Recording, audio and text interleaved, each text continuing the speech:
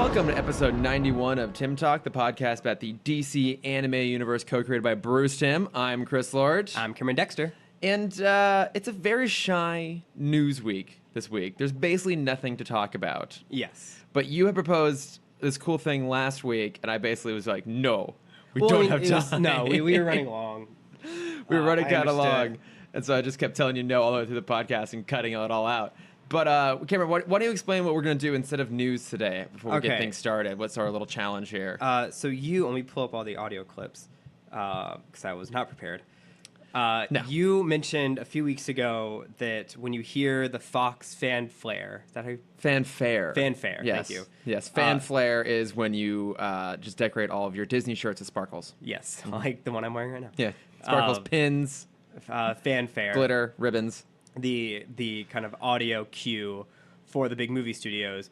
You mentioned that when you hear the Fox one, you automatically think you're about to watch Star Wars. And anytime it's not, I'm always a little bit disappointed. Yes. And so my question was, do you have another movie that resonates through the other studios? Okay. So I'm going to try and play. Can you please silence your cell phones? We are running a professional that was my podcast. iPad. I was wondering if you had... I thought that was you. That was not me, because I'm a fucking professional. I don't know. Okay. I'm going to try and play the audio bits over the microphone. If it doesn't work, it'll come through. Because our cartoon segment came through very loud and clear. I forgot we talked about that. When I went to edit the podcast, I like checked that section to make sure it all came through, and then I found myself taking breaks from editing to just listen to like the short version of the cartoon. Okay. Cartoon. Okay, so we have Universal, Warner Brothers Home Entertainment, Columbia Pictures, and MGM are kind of the big four. All right, let's hear them. Let's hear them and see where my brain goes with this. And then, of course, I want to hear your answers as well. Yeah. This is not always about me. No, it is. Oh, good. I've always thought so. So let's go with this guy. See if there's an ad in front.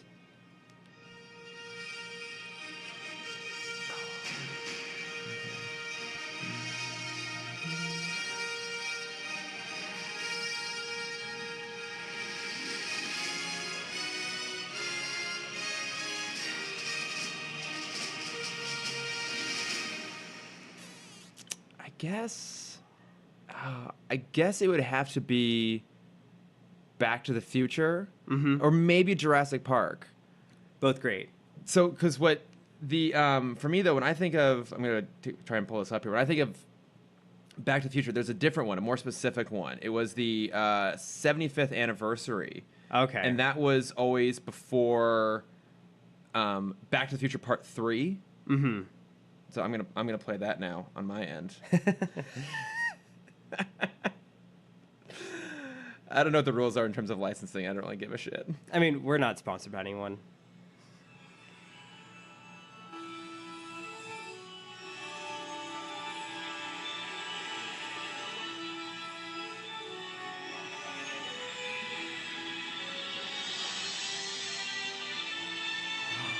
Okay. It's a little bit different, right? This plays... I remember hearing this at Universal Studios Orlando when we went years and years ago, and I feel like it played around like the E.T. ride. I think so, because 1990 was when that fanfare was used. Okay. So, yeah. And that ride has not been updated since 1990. It's gone. The E.T. ride? At least the one here is. Oh, no, the one at Orlando. Oh, okay. God, I hope it's still there. Yeah, the one there is still, because I think the one here is like the February. Mummy or some shit. Oh, that's right. Yeah, you were just there. Yeah, so I think of that. I think the normal Universal logo might be Jurassic Park, but that very specific one for me is Back to the Future Part 3.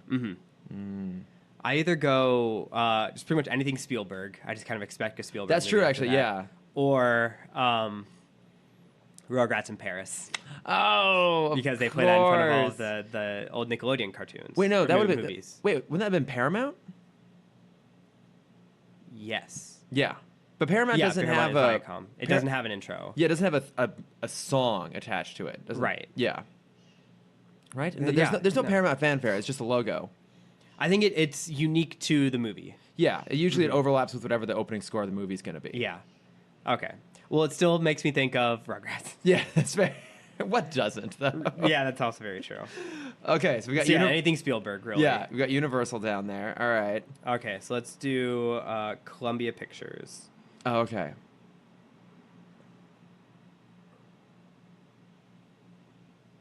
Make sure there's no ad in front of it. Okay.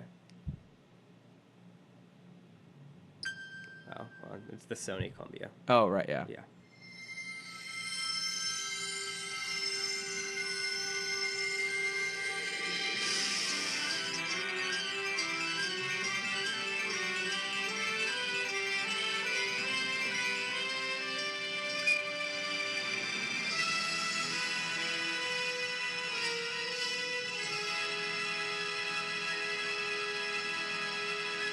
Okay, so this will come as no surprise.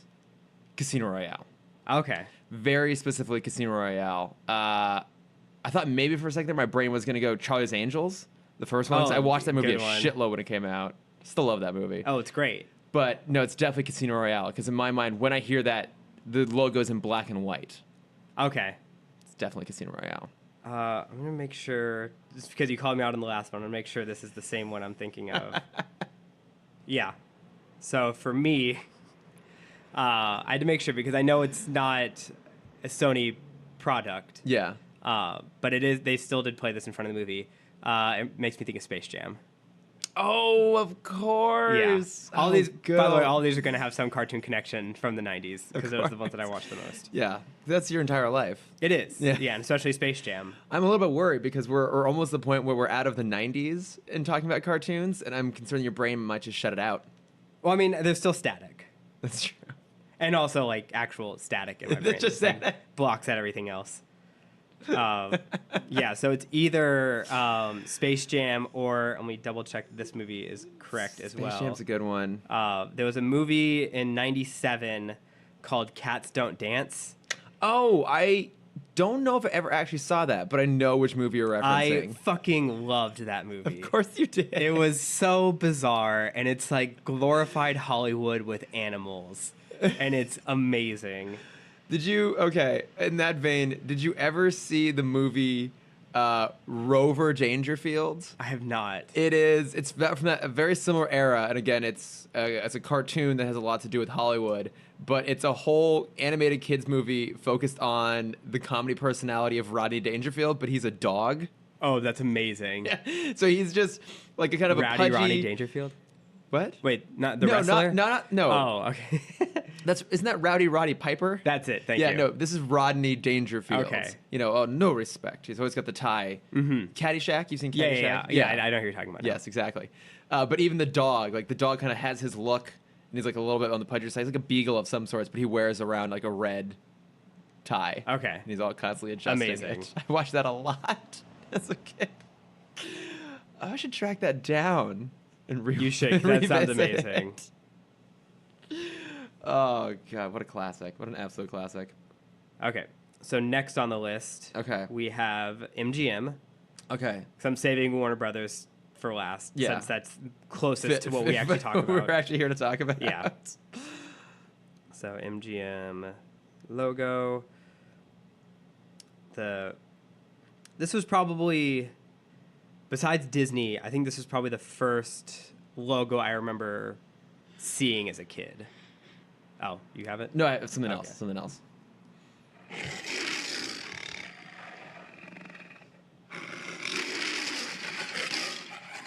Yeah, I guess that's it. I feel like there was music attached to that, but I've been wrong about all of these so far. I think for me that would just be Bond again, but not a specific one. Mm-hmm. There's, I guess I can bring it up. There was the '90s United Artist intro would always remind me of another Bond film, of course. Yeah, it doesn't really like connect with, kind of like the first one. It doesn't really connect with a single movie. It's just like It's anything before 1980. Okay, let's see if this is the right one here.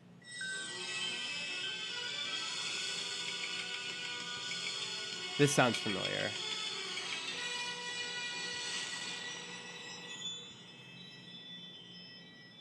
Yeah, and then for me, that would go straight into a Pierce Brosnan era Bond film.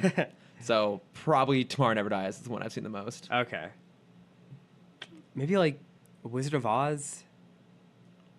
Oh, was that MGM. MGM way back in the day? Yeah. Okay, so I have.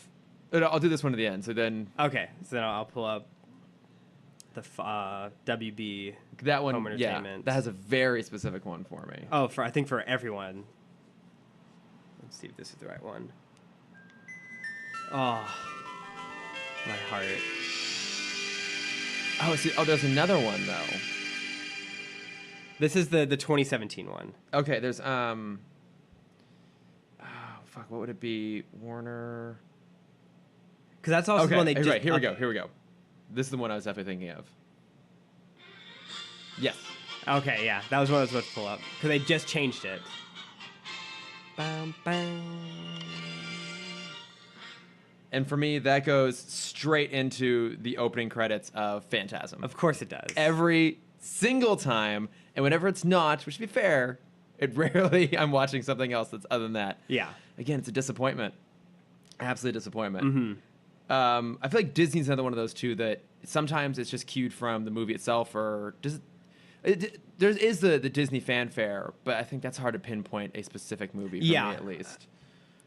Okay, but I have one more, and this is along these same lines, and it's one of my all-time favorite things. If ever I'm having a bad day, this is what I put on to make myself feel better.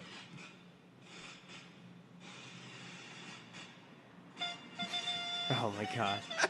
I hate you. God, you're.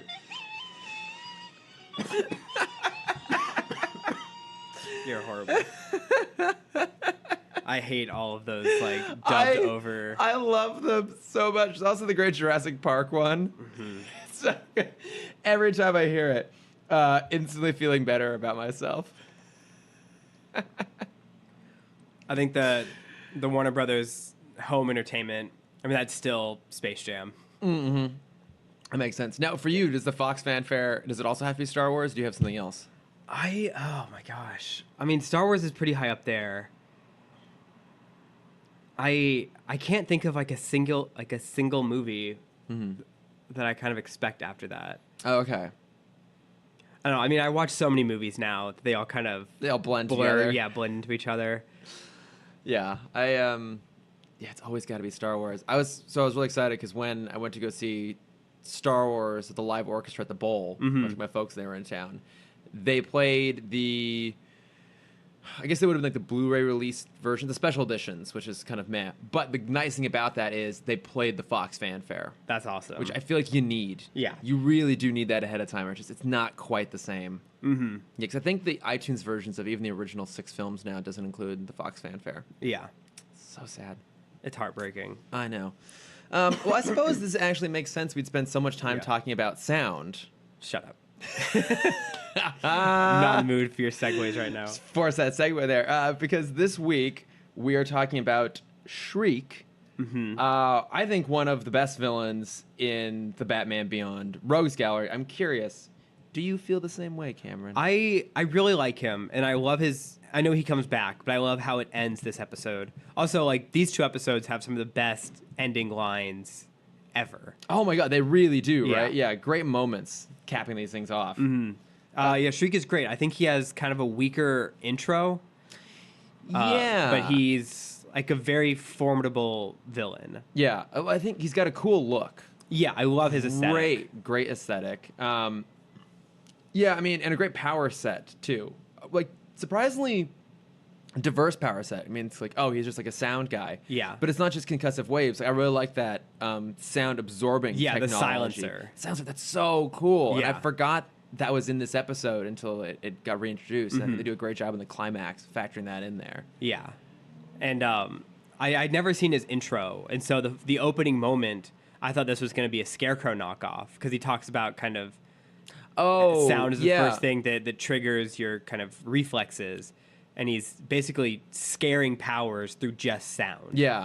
And I'm like, oh shit, like if they combine this with like fear toxin, that could be crazy. Well, because for a moment I thought this might have been, even though I knew it was Shriek, I was like, wait, is this a Spellbinder episode? Do you know who Spellbinder is? I probably seen her, Yeah, but I don't remember him. So he has the I don't. the orange and black kind of spiral looking pattern suit, and kind of like Scarecrow, he creates illusions. He basically hypnotizes you into like seeing illusions. So he's kind of the Scarecrow equivalent. But that opening scene did feel in the vein of a Scarecrow and a Spellbinder. I forgot that it was Shriek. But yeah, I kind of wish that he would have played more with that. Like, I enjoy the concussive sound. Yeah. But just kind of like tricking him into hearing. I mean, we kind of get that with Bruce. Yeah. A little bit, with but hearing not things that aren't really there. Yeah, but not done with the same theatricality. Yeah. It's a cool opening sequence to start things off. Yeah, it's very like Mysterio from Spider-Man. Oh, like, okay. It's like super big theatrics. Yeah, big theatrical, like a whole production thing going on. Yeah. I know we talked about this before, but Derek Powers continues to baffle me as to who he hires to kill people, like as assassins. Yeah. He hires a sound engineer as an assassin. I feel like it's the people he hires are just the people. I feel like he's so ruthless, but where he draws the line is he won't fire people. And so it's just the people that he doesn't have the heart to fire them. So he's like, hey, I'm just going to reposition you. I'll still pay you. You're still on the payroll, but I just need you to take out Bruce. It's Mr. Bruce Wayne. It's his one soft spot. Yeah, he just does not have the heart to fire anyone. He never has the heart to fire him, but he'll happily put him in a situation that'll eventually get them fired and probably arrested and possibly killed. Exactly. So it's off his hands. That's true. He doesn't have to carry that guilt around all the time. Or the other side of it, he just really gets off on playing the fifth. Oh, and so, yeah. He whenever he needs like his stimulation, he's like, just do it. I know you're gonna get caught. Yeah. But I just love being so close to it, but not getting caught. Because he just, yeah. I mean, I get that they were setting that up as a way for Shriek to be kind of sympathetic. I don't think he has a full on sympathetic motivation, but we at least know he's coming from a place of sort of innocence. Yeah. He's kind of forced to do this job, sort of. I kind of wish he had more. He fought against it a little bit more. Yeah, or maybe. Like, what do you mean you want me to kill? Like, I built this to help the world. Yeah, he's like, oh, it'd be great for construction, and you can tell he's super passionate about what he does. But yeah, I wanted maybe like a little bit more pressure from Powers on him. Like, you have to do this. Yeah, because it did seem weird to, like, from Powers' perspective, to like make this guy do. Like, wouldn't you just take the suit and then hand it off to a thug? Yeah. Yeah, because then you could show like how evil and manipulative Powers actually is. If you're like, if you don't do this, here's your family. Yeah. And I'm going to, I don't know, deport them. I don't know. Bringing too many 2018 topics into this. I'm gonna. He's gonna unfriend all of them on future Facebook. Yeah, he's like, if you get like, I'm gonna fire you. I'm gonna destroy your company. I'm gonna bankrupt you. And then where's that going to leave you and your family? Yeah. Or even if it's just the tech, if I'm like, you love this stuff, if you don't go do this, like, I own your company, I have every right to just seize everything because of my investment and kick you out, and like, you'll never do this sort of stuff again. Yeah. That would have been just like a tiny bit more pressure to put on him to make it work. Yeah, because he was very okay with it. Yeah, he's just kind of like, no, okay, fine. Like, if I have to, I guess I'll murder my other owner. Yeah, I guess I'll just go murder some septuagenarian. No problem. I got no problem with it. I did like that we get a lot of Bruce in this episode. He's really front and center through the whole thing. Like, even showing up in the company and just shaming all of them. It's the first time in Beyond, at least, we see him doing anything business related. Yeah. Well, because Terry makes the comments like, oh, it's so weird to see you out of the house, especially in daylight. And I think it's cool because it's a kind of a subtle way to acknowledge that Terry has an effect on Bruce, right? It's not just Bruce training Terry how to be a better Batman or to like be a better person. Terry is actually getting him to rejoin the world a little bit more, which is, it's cool. It's cool to see that there's a back and forth there. Yeah, absolutely. A little bit. Yeah, and plus, anytime we get Bruce interact with the world, it's a great thing. Yeah. Yelling at shareholders, yelling at nurses. Yeah. yelling at people on the street. Just flipping everyone. Yeah, dude's tough. Yeah. Yeah, he can throw people around. Still. I also like too that we spent some time in the old part of Gotham. That scene where he and Terry are walking through Crime Alley in the old theater, and Terry asks him like, why wouldn't you just want to tear this down so you can forget? It's like, oh, would you want to forget? Yeah, that was so good. And again, it's a nice reminder of what the commonality is between them and why they both do this. Right. I think we see them start to like each other over the course of the show, but that's the thing that's always going to keep it going, is that they have this shared pain. Yes. Sorry. A little tired over there, Karen? A little bit. Little NyQuil hangover. A little NyQuil hangover. If you guys can't tell, I am still fighting a sickness. Are you down with the sickness? I'm not down with the sickness. The sickness is down with me. Yeah, so was he in the old police department? Yeah, that was the old GCPD building. Okay. I missed you the didn't lettering. get that from just the street lamps outside? When they paused on the broken street lamps, that wasn't enough for you to remember a building that we rarely visited the front door of? Right. Yeah. I mean, if they'd shot it from, like, the roof down, I think I would have caught it. Yeah. That's true. I mean, we did see the wide shot of the building as it collapsed. We didn't really get a chance to see whether the bat signal was still been up there or not. You think they would have moved it? I don't know where. That's a good point, actually. Oh, yeah, when they would have switched. Yeah. Okay, so. I mean, Barbara's running it now. I feel like she would have it in, like, either in a museum or it would still be there as a nostalgic thing. She kind of hates Bruce. Like, they all hate Bruce. Yeah, but I feel like that's a connection to her dad, though. Okay, yeah, maybe. Mm-hmm. She may have just even kept it. Yeah, I could also see that.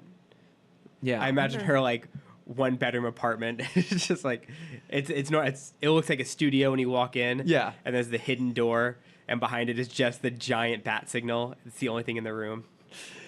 Have you ever seen any of the '60s TV show where we see Batgirl's like secret compartment? No, I don't think I saw any episodes with her. So I haven't watched the show in a long time, but I just went back again to the Hollywood Museum to look at the '60s Batman exhibit with my parents, and so they have the clip of the reveal of Barbara's like secret room inside her apartment, and of course the narration like, "What's this? A secret compartment?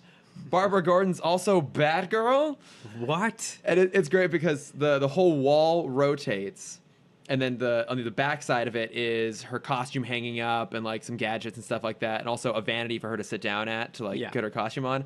My favorite part of it is the wall rotates, but then there's a mirror within the wall that rotates the opposite way and just stays as a mirror. Good. Like, if there's not something on the other side of the mirror just rotates all the way around and becomes a normal mirror again, but on the secret compartment side of it. I like to think that animated Barbara has one of those as well, but behind the wall is just the bat signal. Yes. Costume's long gone, mirror's still there, but also the bat signal. I feel like that's a very like Scooby-Doo thing. Yeah. Where like every secret room was the same thing on the other side of the rotating wall. Yeah, it just rotates to rotate. Yeah. Yeah, well, that's how you know it's a secret passageway, because then it's like it just flips back around. It's so quick. Well, I mean, it's actually, if you think about it, it's time saving. It is, because otherwise it rotates all the way around. Right, and that's how you get caught. Yeah, and that's how you know there's a secret door there. Right. Got to be careful about this. You know, your sliding walls have to be perfectly flush with the rest of the wall. Yes. Don't know how they pull that off. With no wind, or breeze coming or from sound, any, emanating, or through bats getting caught in clock in it. faces. Yes. Yeah, but no, I like. Unless you have a butler to clean that out. Oh, of course. Right. Yeah. Because that's what we talked about before. It's like that happened all the time, but Alfred was there to clean the bats out. That bat has been in that clock for like 30 years. Yeah. Yeah, but it was fun to get to go back to the old GCPD building. See the Joker poster. I did think it's so funny that when Shriek starts to attack, obviously Ace hears it, and so he goes running off. But also, I love that Terry bothered to change into his bat suit before going and pulling Bruce out of an actively crumbling building. Oh, for sure. Yeah. Be prepared at all times. How often do you think he like changes into it when he doesn't need to be Batman? Oh, all the time. Yeah. But I imagine per his training, per his like we're talking about him having to clean the glass cases instead of the Batcave and all the dusting. Yeah. He probably spent a week alone just doing time trials, see how fast he can put on that bat suit. I mean, I'm sure they even brought in like Zatanna or Zatanna Jr. Yeah. to teach him quick changes. Yeah. It's like, okay, you have until the smoke clears. Go. Yeah. And every time he messed up, he had to go wash the limo. Yeah. Yeah. Oh yeah, for sure.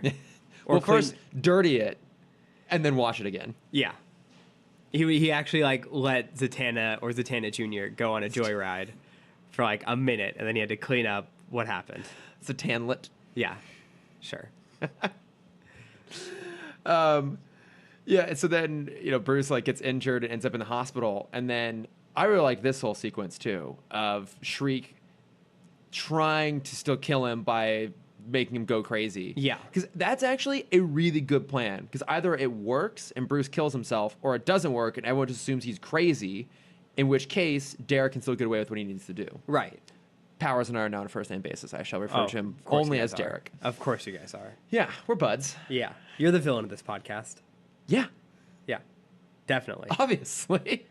Yeah, absolutely. And because again, it's like we talked about at the beginning, it's a very Scarecrow thing to do. It I is. can see like Scarecrow and Mad Hatter teaming up for this plan. Now, I know we've talked about this before, but you still haven't read The Long Halloween, right? No. So then you haven't read Dark Victory. No. There's, not with Bruce, there's a similar idea there of trying to convince someone they're crazy by having voices play in their head. And I don't, then this may have been a reference to that, or it could have just been coincidence, I'm not sure, but it immediately reminded me of that. Okay.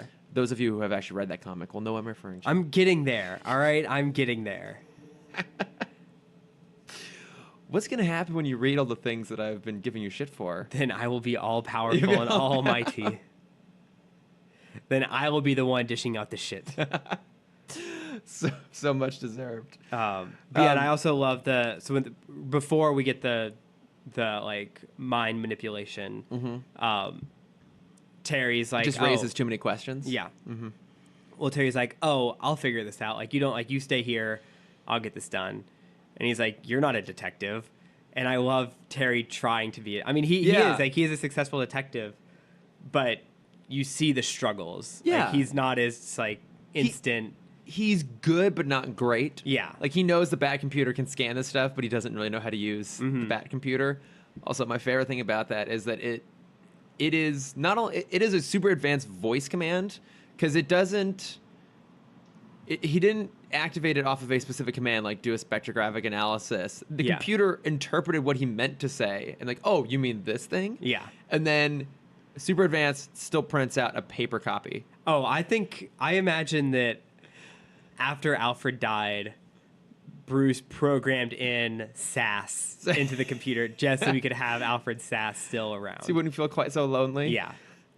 And I think that's also the writer's way of getting that character still in. Is like it's a much more obviously like robotic version, but you can still have that I don't fully understand what you're trying to do right now, Master Wayne. Like, can you simplify that for me? Do you think it would have been cool, like a good idea, if they had made the voice, the Bat computer, Alfred's voice, they brought back Ephraim Zimbalist Jr., or that would have been too weird? I think it would have been too weird. Yeah, probably. It would have been a little bit too Batman and Robin, where he like weirdly creates that like algorithm recreation in the Bat computer and tells his niece to strip down and put on a Batgirl suit. Yes. In front of the camera, please. In front of the yes. Can you shift slightly to the left? Excuse me, Alicia Silverstone. Can you just 3 steps to the left? Yeah. Thank you. Well, Thank you, Cher. Yeah, well, the Joel Schumacher Batcave is filled with a lot of cameras at crotch height. Yep. So you got to get that like rubber butt shot in every chance possible. Exactly. Yeah. Thank you, Cher. Thank you. Then it was also great seeing how Terry, not in the bat suit, works as a detective. Because Bruce, like we obviously know, Bruce has his million costumes. His matches Malone's. Yeah. And also just the power of Bruce Wayne that Terry does not have. No. And so it was really cool to see him work around that and play to his strengths. He's a teenager.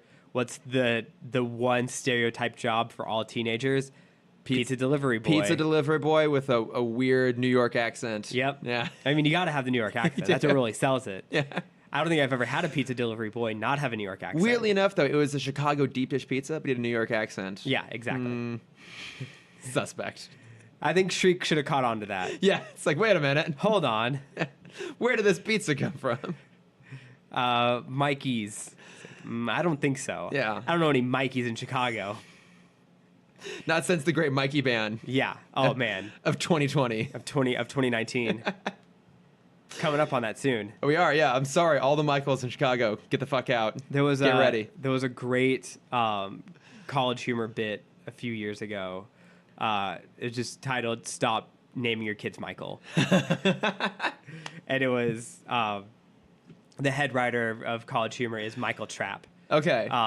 Or Mike Trapp. Mm-hmm. And he was talking about like every famous Michael in history. Like we have enough. Yeah. Just stop. Michael Keaton, Michael Caine. We're so many. Michael we now McKean. have 2 famous Michael Jordans. Oh, fuck, you're right. We Yeah. do. It's too much. It is. Well- It's the B-side. We have a B-side Michael Jordan. Damn you. Yep. Well, because it's not only everyone's first name, it's also everyone's middle name. Yeah.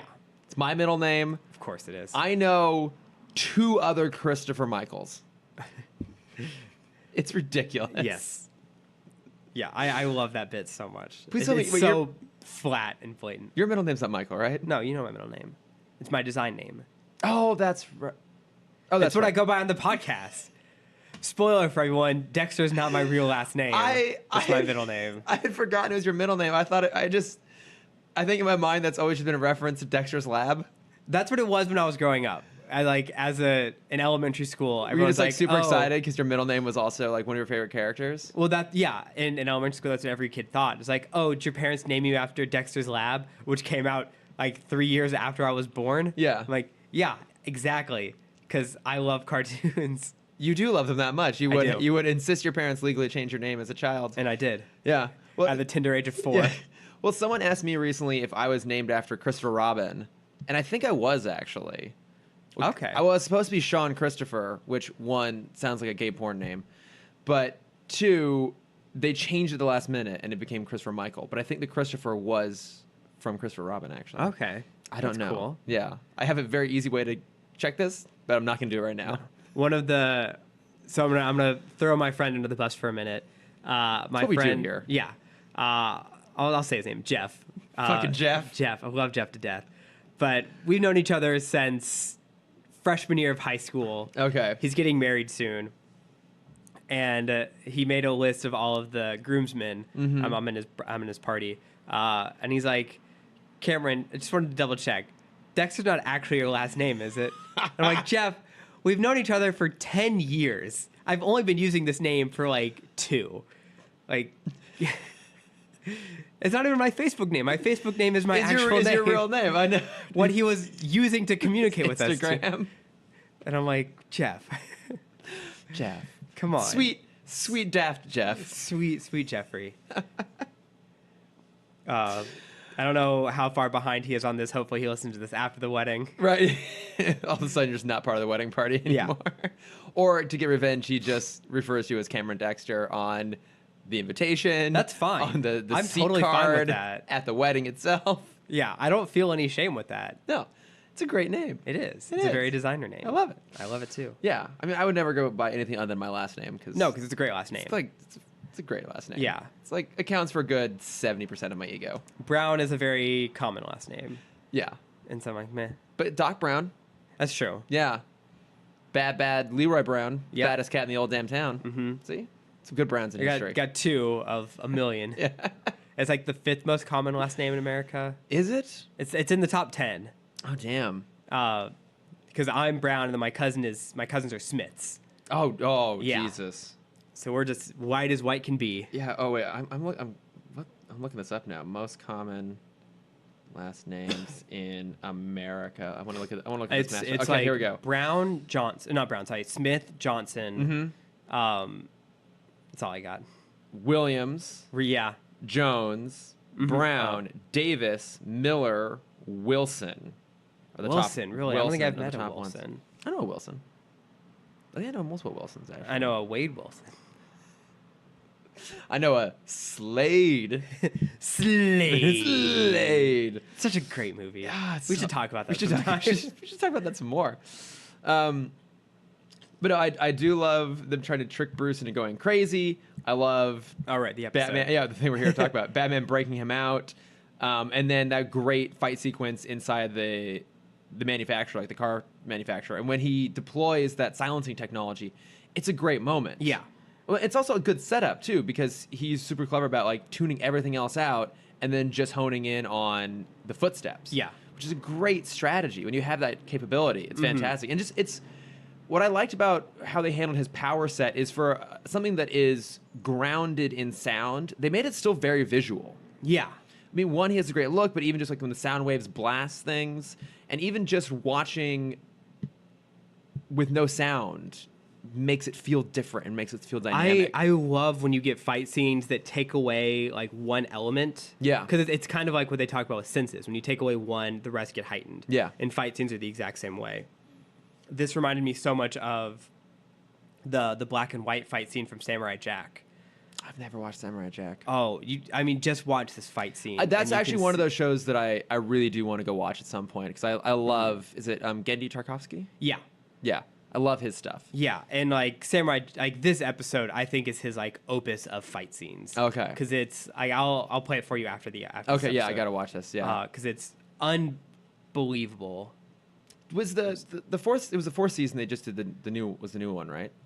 Yes. Was it as good as the old stuff? It even better. Even better. Yeah. Ah, man, I would honestly say you can probably watch just season 1 and then jump straight to season 4. I can't do that. You know I can't. I know, do that. but like I just want you to watch the last season, because the last season is and honestly, like if they didn't have callbacks in the last few episodes of season 4, I would say just skip the it. first 3. You know, I think season 4 is so good. I think it's all on Hulu, and I'm almost caught up almost a year later on season 3 of Rick and Morty. So once I'm done with that, I'll make that my new show. Since I'm not going to be watching My Hero Academia, It's fine. I will watch Samurai Jack instead. Yeah. This is some form of appeasement there. Yeah. All right.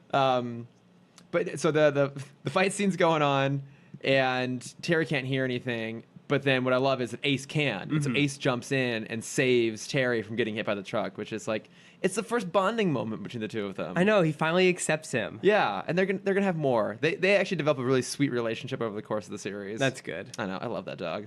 I love Ace. My Scooby. favorite. Called Scooby. Yeah. Yeah, but and then of course the very ironic end, which is when Terry destroys the silencer device. Shriek has his own audio tuned way up to hear him, and he gets. I guess he goes deaf, but actually what he gets is just severe tinnitus. Yeah. Which I cannot think of tinnitus and not think of Archer at this point. Yeah. It's just mop. It's so good. So good. Yeah, and it's such a bittersweet ending. Yeah. Obviously to come back. Yeah. Well, But- and what I like too is that it evolves the villain over the course of the episode too. Yeah. Because he starts off being kind of down on his luck-ish, but like he's just doing his thing. He's drawn into this world. He gets really screwed over by powers, but for him the most tangible thing is that Batman took away his hearing, took away his whole life.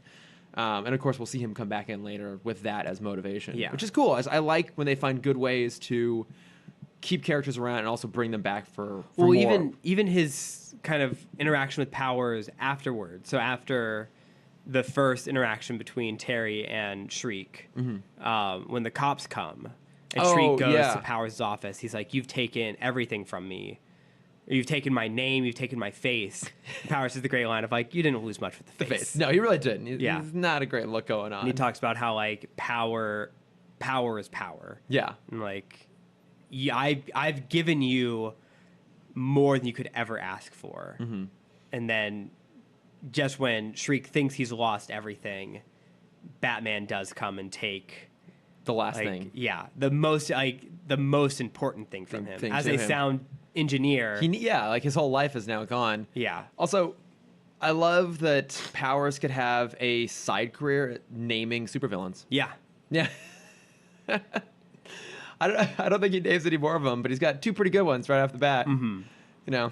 Well, like in is it Young Justice? No. Yeah, it's Young Justice where Kid Flash always names the villains. No, it's Flash. Cisco always names the villains. Yes. Yeah. Derek Powers is the Cisco of the DC animated universe. Yes, exactly. 100% parallel to parallel. This is what we've learned today. Yes. But yeah, and then it all closed off with that great sequence of Powers getting voted down for his redevelopment project. So Crime Alley will continue on, and I imagine Bruce will probably do something to try and like renovate it or make it a historical site or something. Yeah. But then when Perry asked him, "How did you know you weren't going crazy?" It's like, well, that's not how I refer to myself. Yeah. Like, well, how do you? And he gives him the face. It's like, oh, but that's my name now. My name now, Not in my head. bitch. Yeah. So good. Like, that's such a good. It is a great beat to end the whole thing. Yeah, on. and it says so much about Bruce. It does. Yeah, I mean, that's who he's always been. That's his most authentic version. Yeah. And it gives you even a bit of a sense of, in some ways, how challenging this whole thing must be for him. Like, that is his identity. He's willfully handed off to somebody else. Yeah. And so you can see that for him, Terry has this impossible standard to live up to of, like, you have to be as good as I am. Mm-hmm. And Bruce's thing was he was always the best. It's the reason he has, like, no relationship left with anyone from the new Batman Adventures or even Justice League at this point. Yeah. He's got nobody. And I think it, like, on that point, it connects so much to the next episode. Yeah. Where Terry and him get in a fight of, like, you're just jealous that I have a social life. Yeah, right? It's like, I actually want to go and, like, live my own life, and you just want to sit here in the dark and be a lonely, bitter old man. Yeah. It's like, I don't want to, I have to. Yeah. I mean, this was a really, really good week in terms of episodes, because I had forgotten that then after Shriek was the Royal Flush Gang. Yeah. Might be my favorite villains from Batman They're Beyond. so good. I've always loved the Royal Flush Gang. Yeah, because they existed in the comics before. I think we were trying to figure that out like maybe like last week. We couldn't remember. So Yeah. I looked them up. So yeah, they go all the way back to like JLU comics from the 60s. Okay, that makes sense. Yeah, from like March of 1966. But this is their first appearance in the DCAU, which is interesting for a number of reasons. Because one, that also means that this is the first Batman Beyond villain based off of a Batman villain that was never in Batman. Was the Royal Flush Gang a Batman I mean, villain I guess before? they weren't specifically. I guess that's true. They weren't specifically a Batman villain, but it's. I guess I always thought they were Flash first. I don't know think why they I were assumed Justice that. League, Justice League, Okay. and then I guess Green Lantern. They were kind of associated with him. But I guess what I Yeah. meant by that was this is the first like comics Yeah. villain that was introduced in Batman Beyond before it was ever introduced in Batman. Well, it's one that makes sense because Yeah. they kind of explain why they're still around. Oh yeah, and then so I made a whole little Instagram story about this today. You probably don't happen to know who the voice of King was. I looked it up because I saw the story. Okay. It's the James Oh, Jesus John Jimmy Lazenby. Let me just center myself for a second here so I don't strangle you. It's one of the Bonds, right? It is. Yeah. George Lazenby. James. Yes, James Bond actor George Lazenby. Got it. George Lazenby was, of course, Bond in On Her Majesty's Secret Service. Yes. Replacing Sean Connery after he hated the Japanese so much that he left the franchise. Great reasons. And he only did the one. I've always had a soft spot for him. I didn't get to meet him, but I got to go to a screening of that film recently where he attended and did a Q&A, and is just this total cad. But I was so excited, and I've forgotten too that he very specifically makes that line, like use that line, "We have all the time in the world," because that's a whole running piece of On Her Majesty's Secret Service. Have you seen that one? I've not. I mean, legitimately, Just assume I've only seen Casino Royale, Casino Royale and the Craigs and some of the Brosnans, I mean, just the Craigs. just the Craigs. Like I've seen Tomorrow Never Dies. I couldn't tell you a single fact except the intro was done by Madonna. That's Is that not Tomorrow Never Dies? that's Die Another Day. That's that's one I've seen. Don't ask me any facts because clearly I don't know anything. Is this how you feel? Constantly, Chris. I don't even have to fit it. I was gonna say with anime, but it's just Yes, all the time. constantly. Not even with you, just with everyone. You feel like you're surrounded by idiots. I mean, you remember after I guess it was WonderCon when we were waiting for Matt because we were at the bar. Oh yeah. And Matt shows up, and we just go like immediately go on a 10-minute just like nerd off About what was it? I don't even remember what about it was just everything. about all the and things. you were sitting there just like, am I holding you back? I'm like, yes. Oh, that's right. I came to realize that my being your friend prevents you from being your most authentic self. Holy shit! I am the villain of the podcast. Yeah. Well, it's that moment in Young Justice where Impulse and Flash meet. Oh, and they start yeah. talking at supersonic speed. Yeah. And like, can you like slow down for us? He's like, sorry, I don't get a chance very often to talk at my normal speed. I usually have to slow down for you all. And that is how I feel. You're always slowing down for me. Well, I do appreciate it. I'm holding back so many references at all times. You're just a reference dam waiting to burst. Yes. Well, I'm glad I now have a better understanding of how you feel all the time. Because yes, obviously for me, James Bond is my number one fandom. Yeah. Of all time, and so the theme song. So not the title sequence theme song, but the theme song from On Her Majesty's Good Service was "We Have All the Time in the World" by Louis Armstrong. Okay. Oh. And it has a very particular significance with Tracy, who is the Bond girl of that film. Got it. I guess I can't really spoil a 50-year-old film, but if you haven't seen it, it's worth watching without me telling you what happens. But I was delightfully surprised to have that line there because I had missed that. But another thing I noticed is the opening scene of this episode when the Royal Flush Gang attacks that pretentious yacht club thing. It's daylight. It is. And Terry's operating daylight as well. Yeah. And I think this is the first time we've seen him do that. That I can recall. Well, he did it in the very first episode. It was still daylight.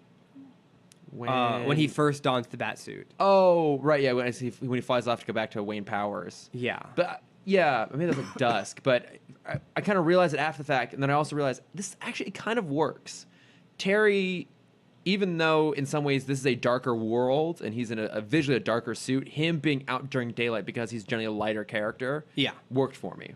And also, he can make himself invisible. That also is a big thing. So he doesn't have to hide in the shadows. Yeah, and also this whole series is just a complete ripoff of Spider-Man, so it also makes sense that he would be out during the daylight. Because my question was, why isn't he in school? I assumed it was a weekend. I assumed he's just a bad student. That is also true.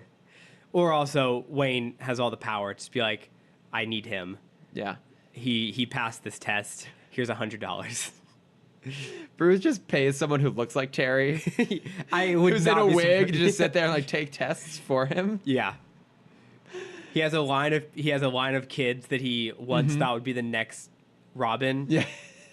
And now he has nothing to do with that list, and so he just like scrolls through. He's like, "You kind of look like Terry. These kind of look like Terry." So he sends them off. Like one goes on a date with Dana, one goes to school, one goes and plays with his little brother, one just like hangs out with his mom. And he only hires actors because he hasn't yet perfected robot technology. Because Bruce would absolutely choose to deal with robots over people. But he refuses to ask Superman how he does it. That's true. Yeah. Yeah. Well, 100%. They're not on speaking terms anymore. Of course. Yeah. They haven't spoken in decades probably. But I mean, Superman had this technology back when Bruce was still being Batman. You know, I bet Bruce had it first, but didn't perfect it, and then Superman just showed up with it, and he's like, "That motherfucker! God damn it! He used my tech. I'll just use orphans." You know what? Fuck it. I'll just.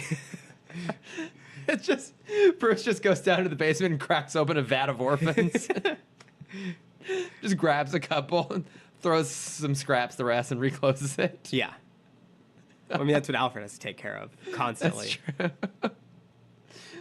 That well is really dried up since Alfred passed. That's true. No one's there to take care of the orphans anymore. He's got to build his own orphanarium. Nope, wrong word. Orphanage. No, it's an orphanarium.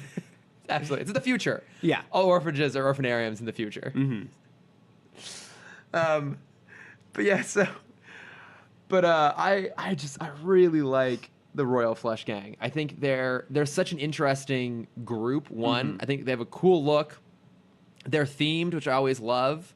Is Ace always the superhuman one? I think so. So I mean, he's a robot in this. I'm pretty sure. I think he's definitively shown to be a robot in a later appearance, but it's heavily implied here that he's not human. He's a robot. So okay, and that actually comes from the comic. So because I did do a little bit of research on the Royal Flush Gang, and so the original ones were like themed around like clubs, and the second iteration was spades. But I have to real quickly go through the character descriptions of the second version, so the spades version of the Royal Flush Gang. So this was the one that was created by Hector Hammond, who's a Green Lantern villain, the one from the movie. Yeah. So first off, we have King, who's Joe Carney, and he's the so-called King of Hobos. Amazing.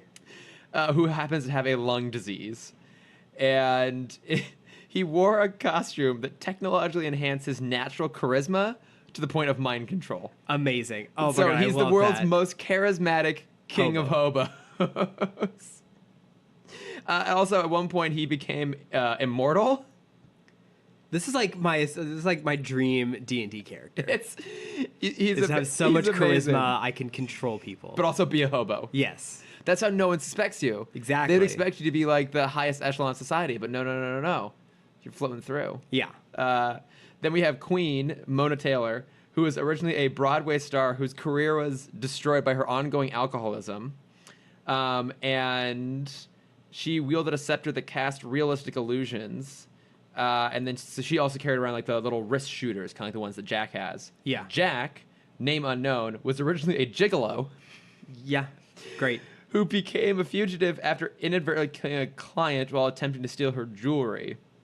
And he wielded an energy sword. And at some point, a character named the Gambler replaced Jack's left eye with a cybernetically activated laser weapon, making him literally a one-eyed Jack. God damn it.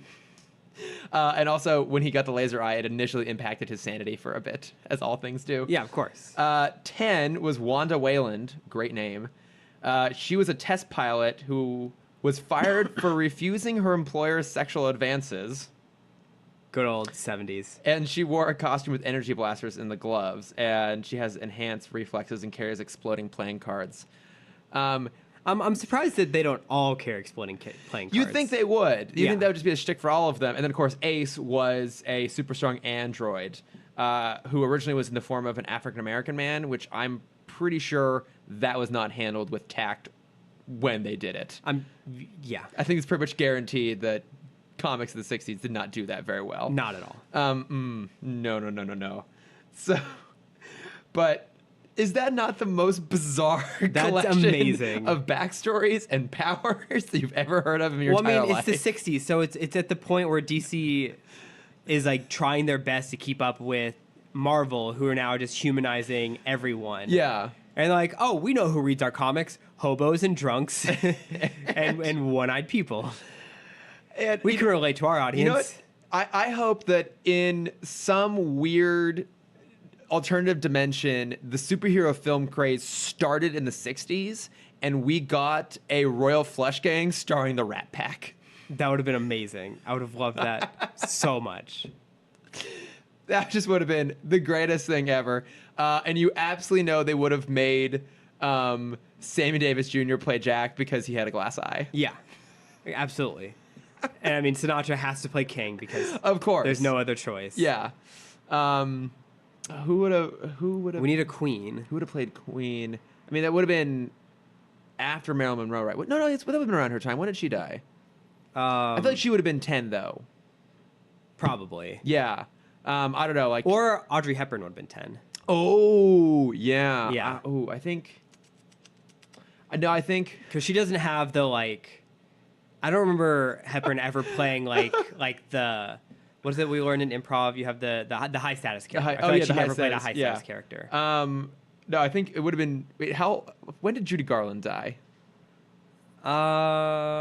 Late 60s, early 70s? I think she would have been Queen, the former Broadway star whose career was ruined by alcoholism. Yeah. Right on the nose. Yeah, Julie Garland there, and then let's say either Marilyn Monroe or Audrey Hepburn as 10. Yeah.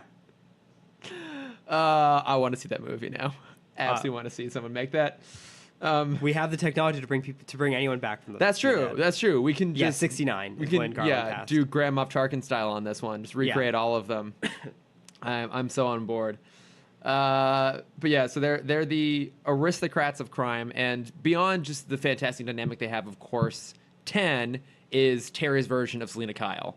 Like, he breaks up with Dana for a hot second, and then they meet. Yeah, hold on. Let's talk about how shitty Terry is as a person. He kind of is. To break up with Dana, and minutes later, we'll give him an hour. I'm gonna defend him a little bit.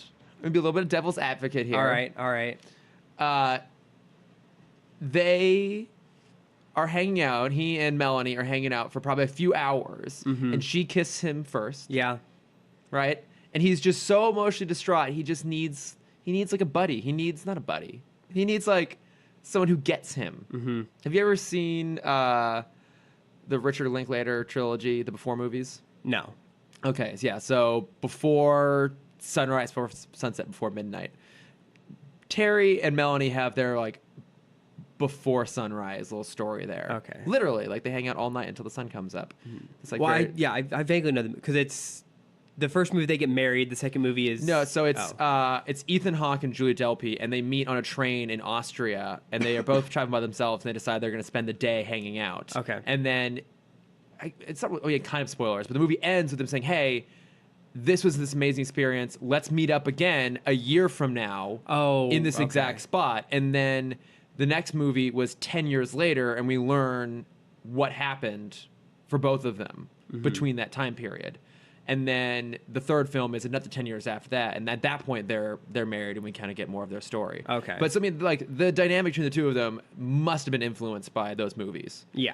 Well, at least the first one, because the second one came out in 2003. So, but probably the first one, because it's absolutely all right there. Let's meet again tomorrow under the clock at midnight, sort of thing. But I like their dynamic. I mean, I feel bad that Dana's just kind of dismissed. And Well, I mean, she has a robot, not a robot. She has an orphan Terry. That's true. It's actually two orphan Terrys in a trench coat. Oh my god, amazing. And a wig. Like, Terry, why your arms got really long since the last time I saw you? I don't know, Dana. I just don't know. Well, I also really hope that Terry has no idea this is going on. Oh, he has no clue. Yeah. He's like, I don't remember taking that test. I don't remember taking Dana out to the sock hop. Yeah. I was with Mr. Wayne that night. It's like, I had the best night with you last night. What? Sure. What? Get to the bottom of this. Just don't question it. As Batman, he's now a detective. He is now a detective. Yeah. But also, when they get reunited in the rain, like they're both late to show up for their date, is that not like the most 90s moment ever? It's so bad. What actress is she supposed to look like? She looks like someone I can't quite place it. I mean, it would have been. I think she's supposed to be like a teenage. Who's New Got Mail? Who was always opposite of Tom Hanks? Meg Ryan. Yeah. She's It's like a teenage Meg Ryan. I can see that a little bit. I was thinking Brittany Murphy a little bit with kind of like the curly blonde hair. What was that again? Brittany Murphy. So she was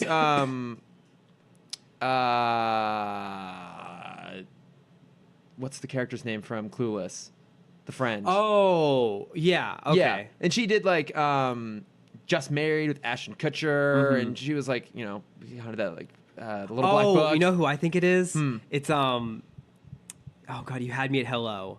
Renee Zellweger from know what? Jerry Maguire. That's exactly what she is. Yep, it's definitely based off of Renee Zellweger.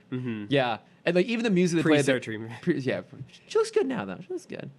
But even that moment, like the music they played there, it didn't remind me of a '90s movie so much, but it feels very.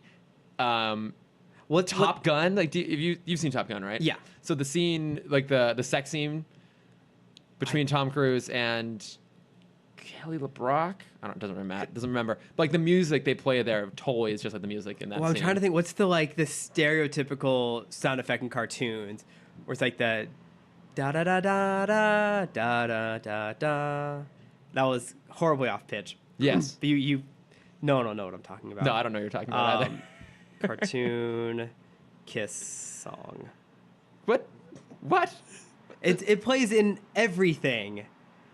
It does? It did. It was like a very like late 90s to mid 2000s Okay, I'm And gonna let you figure that out. I'm just gonna. It's gonna drive me crazy that I'm not gonna. It's gonna keep on talking, but yeah. So Terry kind of pushes back on Bruce, and he's like, "I need one night off. One night won't make a difference." And Bruce responds back with, "No, one night makes all the difference." Yeah. Right? I mean, that's what happened to his parents. What happened to Terry's dad? There's someone out there whose life will be ruined because Batman's not on duty, and that's where Bruce and Terry differentiate on the whole thing. But yeah, Ten's family tells her like, "Oh, you can't see this boy. He doesn't belong in the family. You got to get rid of him." So then she calls Terry and basically breaks up with him, and he uses like that weird GCPD terminal to stalk her. Yeah, I have so many questions about that. One, what is that? Is that supposed to be like the modern version of a police call box, which, as far as I know, only existed in the 50s from Doctor Who era, like British television? Like, is that supposed to be a terminal where the GCPD can go and like run information on people? Well, I mean, this is pre-GPS, right? Well, it's pre-GPS, but it's like not quite pre-internet. Like the internet's around at this point. Yeah, but internet was still hardwired at this point. I guess. And so there wasn't really wireless. Yeah, but anything. Like, I mean, I guess. But there were cell phones. Yeah, there were cell phones, and I guess phone booths were kind of on the way out. But like that felt like a version of a phone booth. I saw it as like a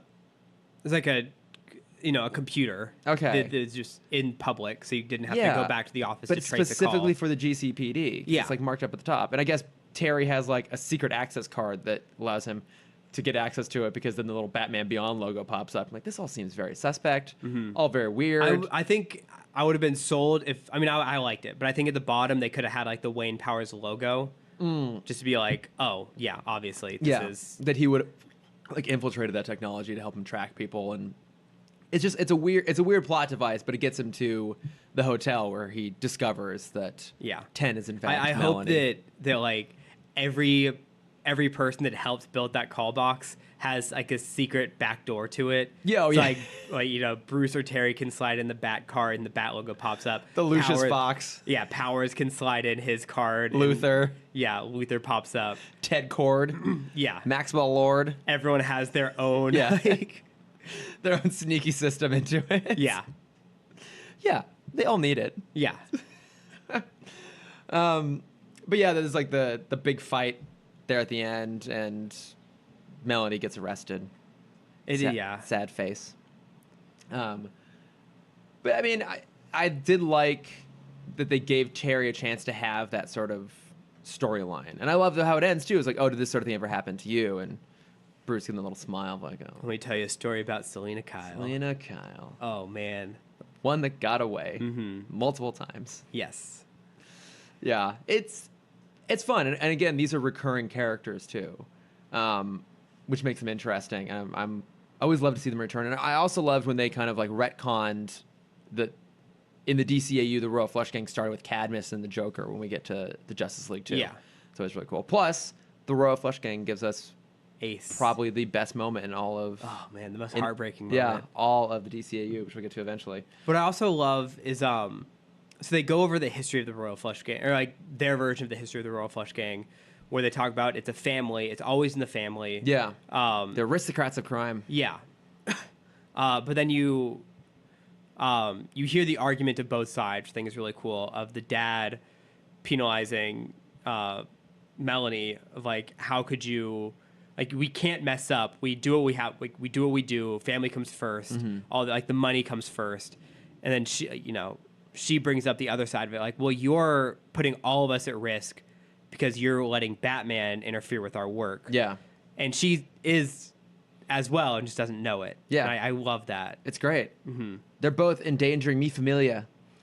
With the same person. With the same person. Yeah. Yeah, it's a great. There's all the dynamics here in this are really, really good. The history between King and Bruce. And I'm curious, I don't know, maybe Maddie knows this, where that was supposed to fall, because I think even in epilogue, Amanda Waller makes a reference to being multiple iterations of the Royal Flush Gang. Yeah. So clearly, at a certain point, it went from being a collection of disparate criminals to a family like took over that moniker and ran with it. Yeah. And that would have had to have happened at least 20 plus years before this for it to have been Bruce going up against King. Maybe he was like Jack at the time or something like that. That was my thought. Was he was Yeah. Jack before? Yeah, maybe that's what it was, or maybe like it was a different iteration of the whole family. But yeah, I'm curious where that is supposed to have fallen in the timeline. But I would imagine probably towards the end of Bruce's career as Batman. Yeah. But yeah, they were so good. They were so fun to watch. It was fun watching Terry have to fight like 5 criminals with different abilities. Yeah. Kind of thing on his feet. Him having to make the sacrifice twice. Of like you can either, or 3 times, I guess. Oh yeah, because Because the Royal Flush Game knows Batman's greatest weakness is putting others before the villains. yeah, so it's like the woman on the side of the boat. It's the security guard. And then it's 10. It's 10, yeah, at the end, yeah. It's so good. I think part of the problem with making a Batman Beyond feature film is it's hard to figure out who to draw from the rogues gallery. I think especially with that first film. Yeah.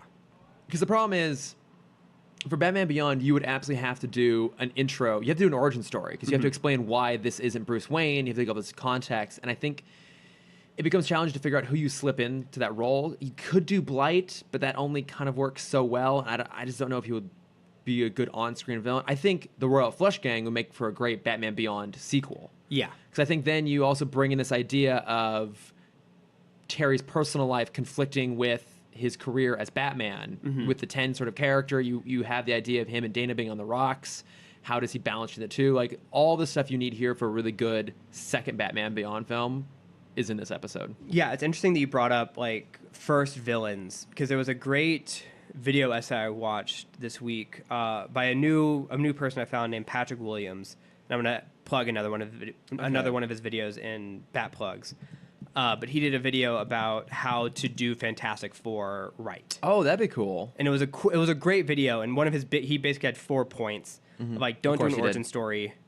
Have it be either in the title sequence or just like in the first minute, because he talks about how origin stories only work when they affect the characters. Yeah. But with Fantastic Four, before they got their powers, they were genius adventurers, doing good. Yeah, they're already kind of doing that same sort of shit anyways. After the power, they're still genius adventurers doing good. Yeah. Now just with powers. Yeah. It's like you don't need the origin story. It doesn't change them at all, minus the physical changes. Right. His second point, and I think his biggest point, was don't start with Doom. Doom is too big of a villain. Like, when he was talking about it, I'm like, yeah, make him the Thanos. Like, give 3 or 4 movies where he's kind of this overarching villain, because he talks about in the comics, like, as evil as he is, Doctor Doom is like the greatest villain of Marvel, because he's right. Like, he runs a country that. And kind of I made the parallel to not Doomsday, God, who runs Apocalypse? I feel bad. Darkseid, thank you. Or Darkseid is a little different because Darkseid, his kind of planet sees him as a god, not as like a king. Yeah. But with Doom's not Doom. God damn it, Doctor Doom. Doctor Doom on what's his country? Latveria. Like, they're a prosperous country. Yeah. Like, they're not poor. They don't hate the king. No. Like, he is ruling that well. Yeah. And there was a story arc that I forgot which one it was, because I'm giving you the bare bones details of this, where he does rule. Like, he becomes a god and rules the world, and does like a fine job. Does a pretty good job with it. Yeah. Yeah. And it makes you really think, like, is he in the wrong? Because it's very similar to Superman Red Son. Oh, where, Superman does rule, and everything is good. Yeah, everything's better, but it's just like, it's rule through like absolute control, but in doing so, like it is prosperous and successful. Yeah.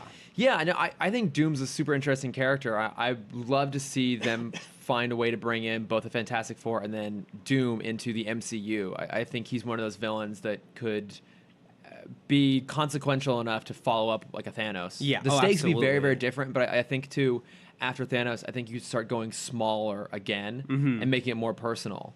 Yeah. And I think he would be a really great introduction there. Yeah. Yeah, because he just hasn't been. I never saw Fan Four Stick, and he just wasn't. How dare you? I know, and he just wasn't good. And I think that's a misconception from the studios back in the day, was that you have to do the biggest comic book villain first. Because Yeah. pretty consistently, that was always the case. Like the first Batman movie, he goes up against the Joker. Even Spider-Man, he's going up against Green Goblin, X-Men, and Magneto. I think there's something to be said about not going there.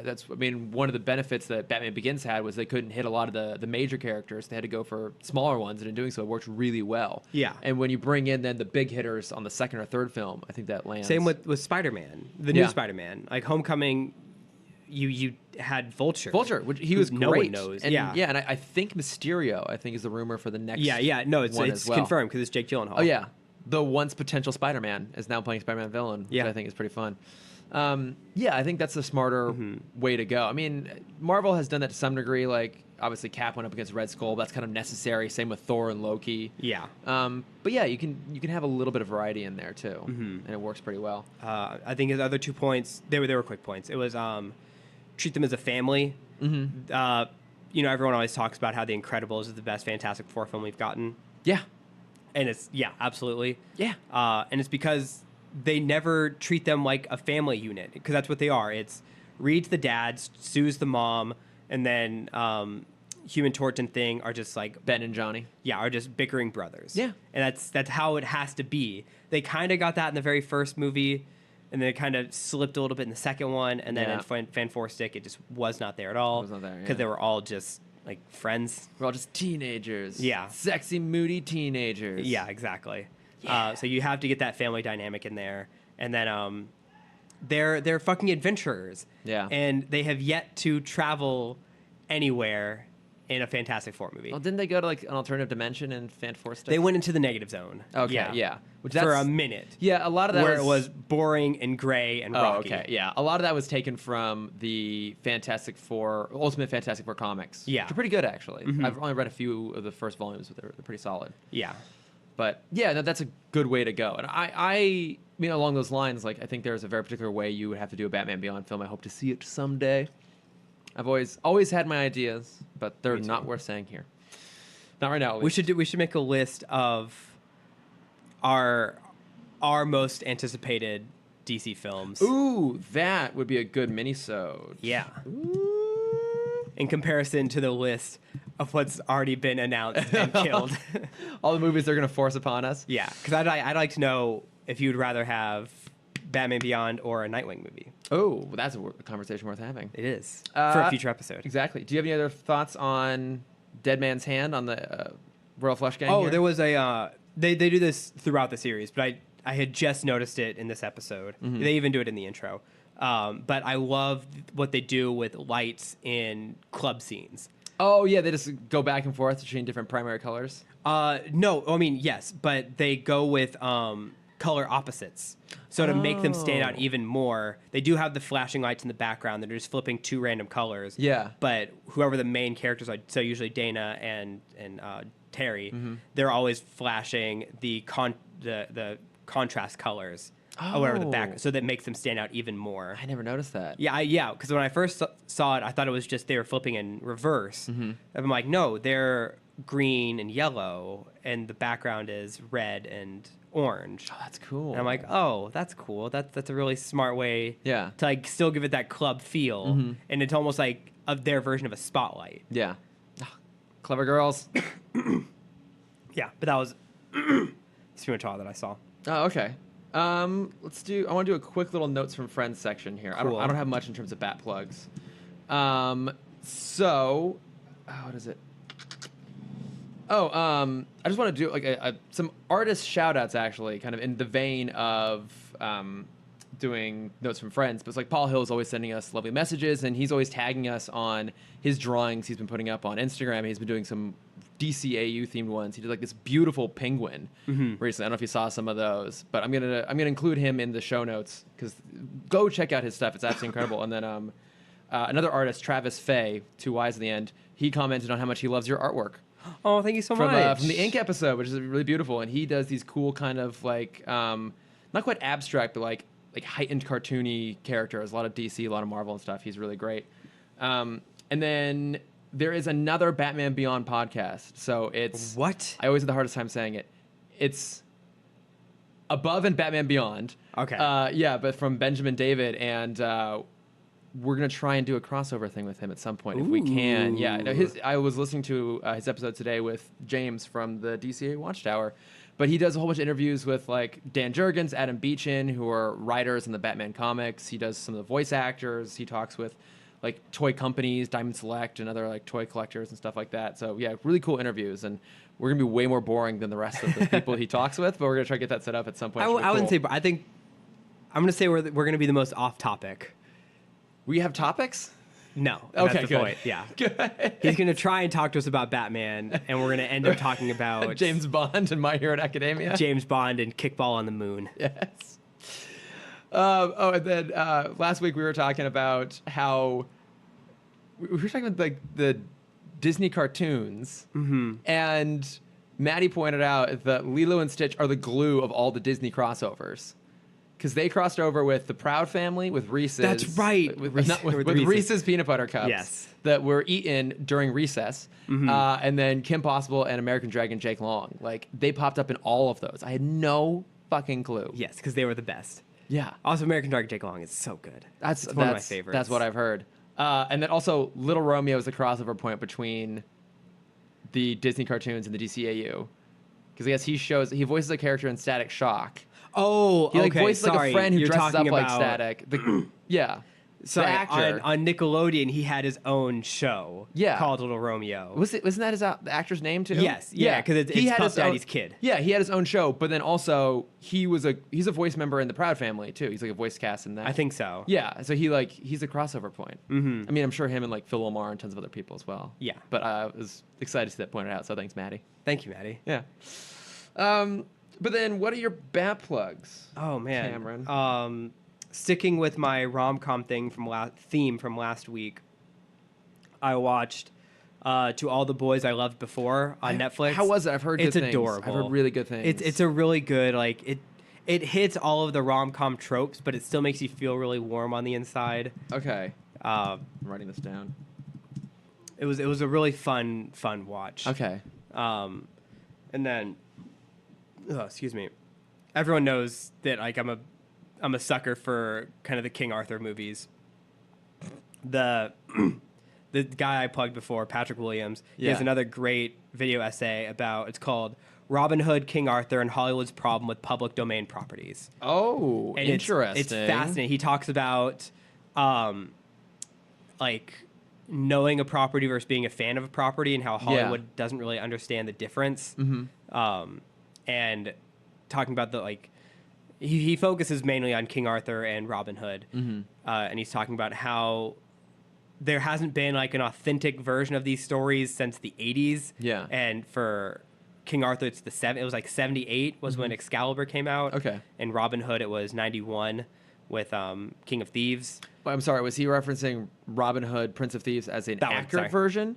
An accurate version Not of Robin accurate, Hood? but like it sticks to the story. Oh, Because okay. the Robin Hoods we've had since then are all twists, and same with the King Arthur. Yeah. It's all origins and twists. Yeah. And then he talks about the future ones, because I guess the video came out before last year's King Arthur movie. Oh, okay. Oh, God, yeah. Yeah, and then, no, it came out after that because he talks about that, and then he talks about the Robin Hood that's about to come out. Oh, the Taron Egerton one. Yeah. It does not look good. Yeah, and he brings up, like, how the movies always kind of just piggyback off of what's popular.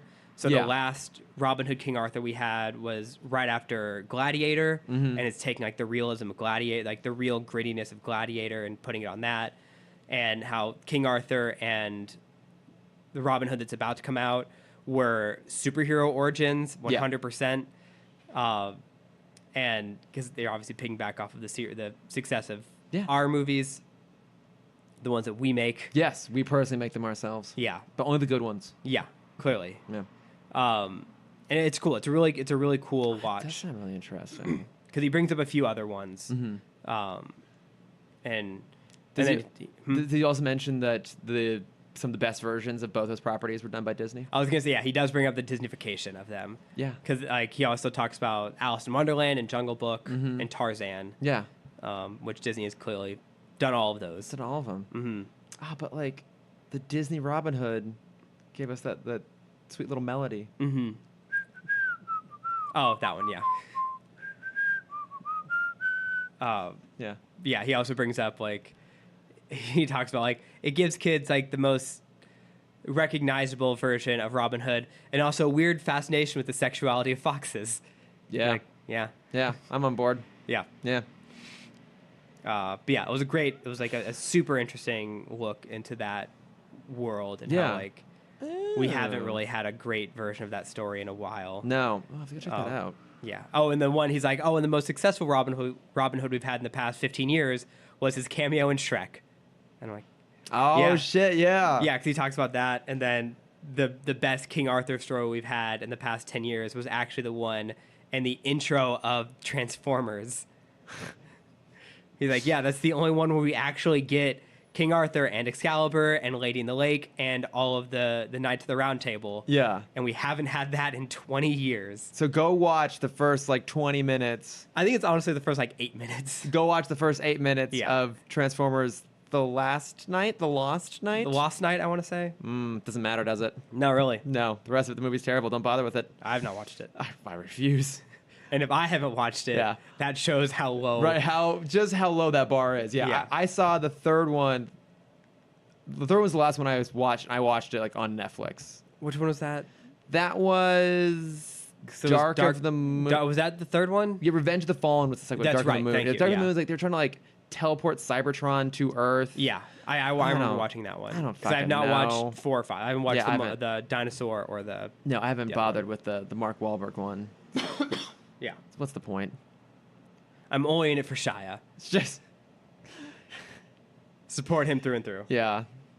Yeah, what are you watching, listening, reading? I only really have one plug this week, and I went and saw the Happytime Murders last night. Oh, right. I also saw Happytime Murders. Of course I forgot you about saw that. it. Yeah. I What did assumed you think had. of it? I had a lot of fun with it. Yeah. Like it's not. I'm not gonna say it's great, No. but you know, it fits my definition of a good movie. It knew what it wanted to be, and I think it basically succeeded at it.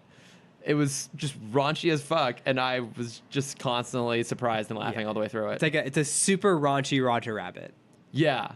Yeah, it's like the octopus jerking off the cow and just all kinds of just like crazy stuff. And you know, it's definitely one of those movies that the plot doesn't really quite make sense, but it doesn't matter. Like the plot is just there as a series of setups. Yeah. And I can kind of give or take Melissa McCarthy. It depends on the movie. I liked her a lot in this. I was fine with her in this one. Yeah.